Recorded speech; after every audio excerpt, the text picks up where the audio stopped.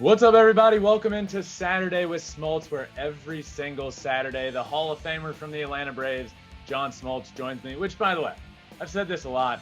I grew up the biggest Atlanta Braves fan. I grew up the biggest John Smoltz fan. To have him on every single week and to know him now and to see him at the All-Star game and to talk to him and become friends with him is literally the coolest thing of all time.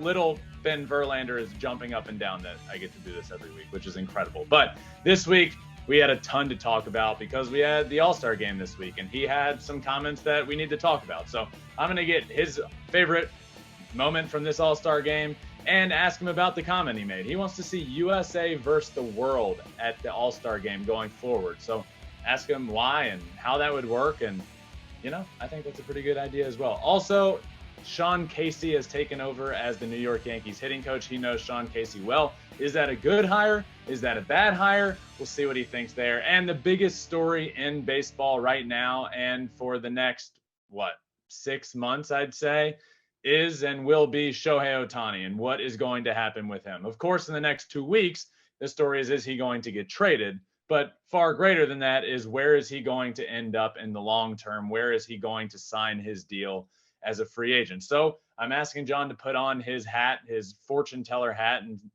predict where he thinks Shohei Ohtani will eventually end up and where he wants Shohei Ohtani to eventually end up. So thanks again to John for joining me. He's doing this from the golf course in Lake Tahoe, and he's playing in a golf tournament. He literally just finished his round. So I'm super pumped that he was able to join me still. And the view for this, if you're watching and not just listening, the view from where he's doing this interview is like the most beautiful view of all time. So without further ado, let's welcome in now Hall of Famer John Smoltz.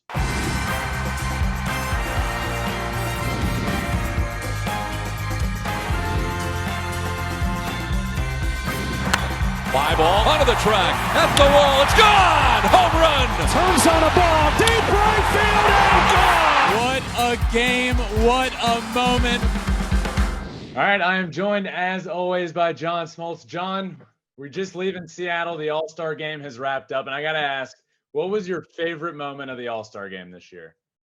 Well, I think for the All-Star game to come down to the hometown kid and Craig Kimbrell, a little bit of excitement there in the ninth. It reminded me of Mike Trout against Ohtani in the World Baseball Classic. So I was looking forward to see how the energy would pick up, and it certainly did. The one for me, I have to say the home run derby when Adley switched from the right side or from the left side to the right side. I mean, we've never seen that. We've seen switch hitters do it before, but never in the middle of a round. I thought that was incredible. Yeah, the home run derby certainly electrified the crowd. I thought Julio, man, needed to slow down. He had 41, and it just kind of wore him out. I thought he was going to kind of be the pick to click, but he just ran out of gas. John, you said throughout the course of the week, I heard you say that you would like to see the All-Star game go to USA versus the world format. Why'd you say that? Well, I just think with the All-Star game the way it is and the talent that we have, I just think that it'd be the greatest showcase. We'd own the week. You put a USA uniform on guys, your teammates against teammates. And honestly, I just think it'd be more participation. I think if you could move the game back a day and give everyone a Sunday off. Look, the All-Star game is still the greatest version. Don't get me wrong. I'm not down on the All-Star game. But when everybody's tried to spruce it up and do things, to me, this is the perfect. I mean, I think we got it a little bit backwards. I think the Futures game that's played before us should be our All-Star game. And then we would have I don't even know. It would be such great rosters.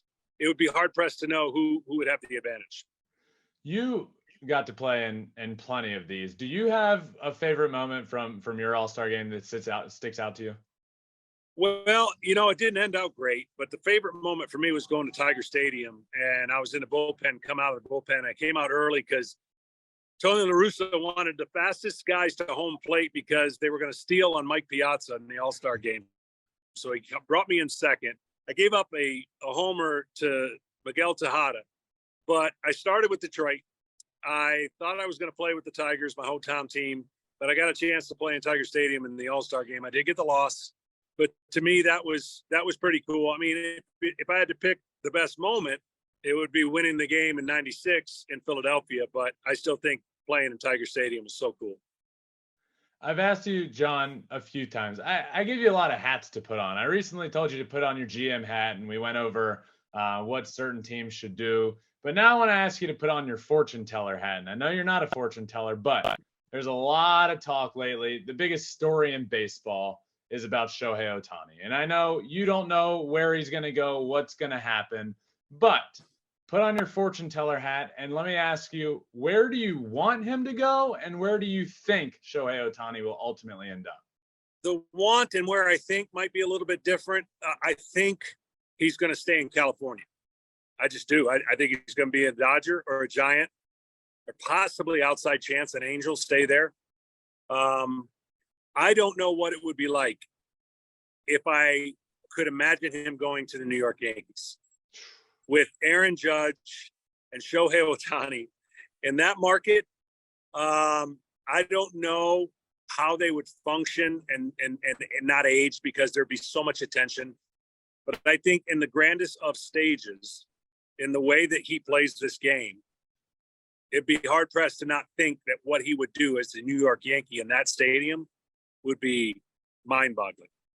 You know, I've thought a lot about that as well, since there was a report that came out the other day that said the Yankees are going to really push hard to trade for him, which I took that with a grain of salt. Who's not going to push hard for it? But it's interesting to me because I'm with you. I don't think Shohei wants to be on the East Coast. I think he wants to play out on the West Coast, as you mentioned.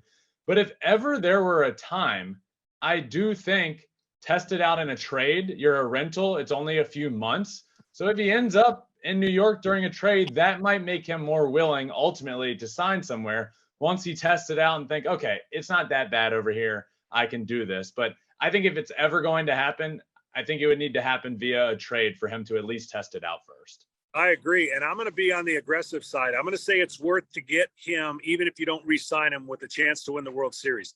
Whoever gets, if he were to be traded to some of the top tier teams, let's just say New York, it puts them in this clear favor, in my opinion, to get to the World Series in the American League. That's how big of a difference this guy makes. And let's say they don't re-sign him. I think it's worth it. The Yankees have a lot of pressure on them to get to the World Series and win one. They got a drought going. The Dodgers took care of theirs.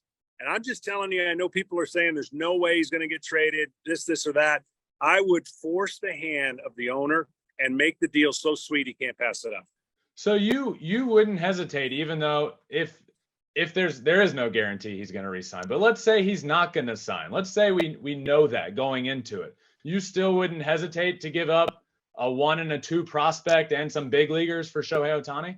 I would not hesitate because in my mind, the reason I'm making that move puts us over the top. It puts us in a position that we're now the clear favorite or we've got a great chance. Look, guarantees, there's no guarantees in the postseason. Yeah. And I think we've seen that. And I think this would be one of the most aggressive and worthwhile trades ever. Speaking of the Yankees, new hitting coach, a guy I love, one of the nicest human beings in the world. I know a guy you like as well, Sean Casey. John, how do you feel about the Yankees' new hitting coach, Sean Casey? Well, this guy's high energy. He's Mr. Baseball. He's the mayor. He's everything. I think it's going to fit him well. He's a student of the game. And look, hitting coaches get too much blame. Pitching coaches get too much blame.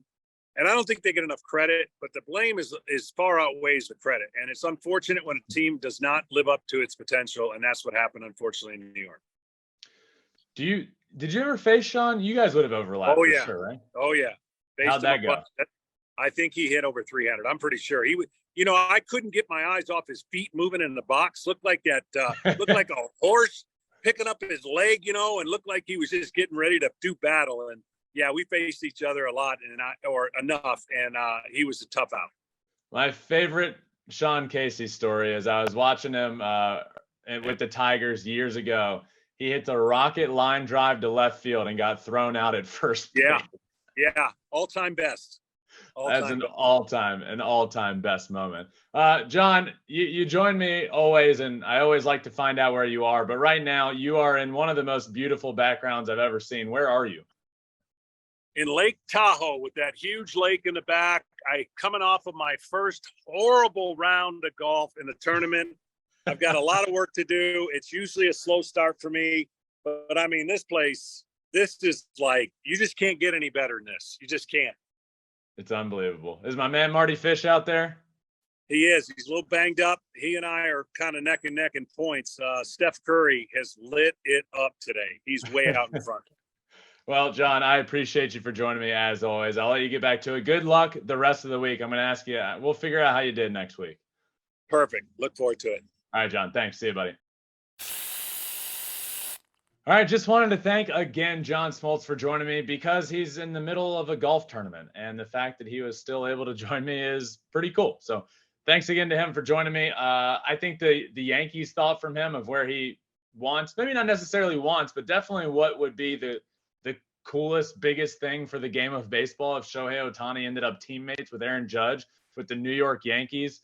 Think about how wild that would be. That would be crazy. Also, hearing stories from the All-Star game and his favorite All-Star games, always a blast. We always end up getting some great stories out of him. And that was true again this week. So hold on tight, everyone. The Shohei Ohtani sweepstakes are starting to pick up. We heard over the last couple of days that after hearing all year long that the Angels weren't going to re-sign him, and they're definitely not going to trade him, though, we're starting to hear that they are at least going to look into trading him and see what they could possibly get. And you all know how I feel. I don't know how at this point, with Mike Trout out, you can't not trade him. I mean, you can't, after all this time, let the greatest player of all time go without getting anything in return. You just can't. So they're going to look around, and if the package is good enough, we'll see what happens. But thanks again to John Smoltz for joining me, and thanks to you all for listening to this Saturday with Smoltz episode. Make sure you're subscribed anywhere you listen to your podcast, Apple, Spotify, wherever. We're also on all social media at Flippin' Bats Pod on Twitter, Instagram, Facebook, TikTok, Threads, and you can watch everything on YouTube as well. But until Monday, my friends, enjoy the weekend. This has been another episode of Flippin' Bats.